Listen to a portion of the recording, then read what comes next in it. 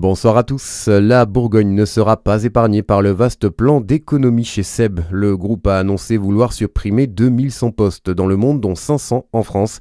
7 sites sont concernés, dont les usines d'Issurti et de Selonger. Des départs sur la base du volontariat, assure le géant de l'électroménager. L'opération doit permettre de réaliser 200 millions d'euros d'économies par an pour faire face notamment à la concurrence asiatique. Une mère et ses 2 enfants de 3 et 5 ans hospitalisés au CHU de Besançon après avoir inhalé des fumées. Les pompiers sont intervenus la nuit dernière dans un appartement à Verny-Fontaine. C'est un poêle défectueux qui est à l'origine de l'accident. Les tests pour évaluer la présence de monoxyde de carbone se sont révélés négatifs.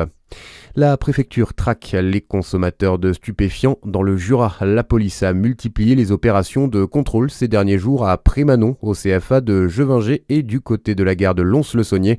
Une dizaine de policiers se sont postés hier à la sortie des trains en présence d'une équipe cynophile venue spécialement de Besançon. Ils ont notamment verbalisé une femme qui avait sur elle du cannabis et de la cocaïne, des opérations amenées à se poursuivre. Dans le reste de l'actualité, Cécile Kohler et Jacques Paris rentreront-ils bientôt en France ? Le sort des 2 Français assignés à l'ambassade en Iran pourrait évoluer après la condamnation de Mahdi Esfandiari. Elle vient tout juste d'être condamnée en France pour apologie du terrorisme, 1 an de prison ferme et une interdiction définitive du territoire français. Les autorités iraniennes pourraient faire de la jeune femme une monnaie d'échange.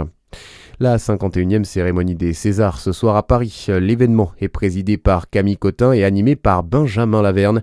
Parmi les films avec le plus de nominations, Nouvelle Vague, mais aussi L'Enquête sur les Gilets jaunes, dossier 137, et L'Attachement, drame, adapté du roman L'Intimité. Mais aucun favori ne se dégage pour le prix du meilleur film cette année, Jeanne Biard. Oui, c'est Nouvelle Vague qui arrive en tête des nominations en apparaissant dans 10 catégories, 2 ou 3 de plus seulement que les autres films en lice pour le prix le plus prestigieux. Dossier 137 et L'Attachement, mais aussi L'Inconnu de la Grande Arche et La Petite Dernière. À quelques heures de la cérémonie, les critiques restent très prudents, de même que pour le César de la meilleure actrice. Les cœurs balancent entre Valéria Bruni-Tedeschi, Isabelle Huppert et Léa Drucker, bien que Leila Bekti semble bien partie avec son rôle dans Ma mère, Dieu et Sylvie Vartan. Chez les hommes, en revanche, les regards semblent se diriger vers Benjamin Voisin, qui interprète Meursault dans L'étranger. La cérémonie commence à partir de 20h30 à l'Olympia. Le salon de l'habitat fait son retour demain à Dijon. Près de 70 exposants s'installent pendant tout le week-end au parc des expositions. Nouveauté cette année, une grande vente de plantes à petit prix sera proposée à partir de 1 €. Et puis, on connaît le parrain de la vente des vins des Hospices de Nuits Saint-Georges. C'est le navigateur Louis Burton qui a été désigné pour cette 65e édition, prévue, on le rappelle, dimanche 8 mars au château du Clos de Vougeot. Voilà pour ce point sur l'info. Excellente soirée sur Fréquence Plus.